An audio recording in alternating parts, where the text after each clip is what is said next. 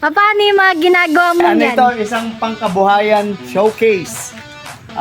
Isa siyang trailer na pwedeng hilahin sa pamamagitan ng sasakyan or kolong-kolong, tricycle, pwedeng hilain para makapagnegosyo ka saan mo man gustuhin. Bakit may mga yero? Mga ka-immortal, kung makikita nyo yung yero natin ay gawa sa plastic. Para hindi masyadong mainit, kasi maliit na square lang to, maliit na room kumbaga, mainit yan.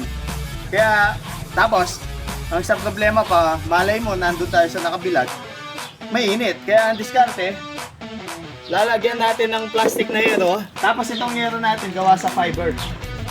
Fiber asphalt. Ito. Yan, hindi siya mainit pag nabilag. Kailangan pinpoint accuracy ang tira. Sa pool, kumbaga. Kaya gumagamit tayo ng mga measurements para mas maging sigurado ang ating mga trabaho.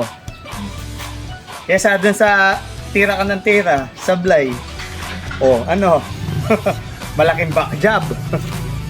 Bye-bye!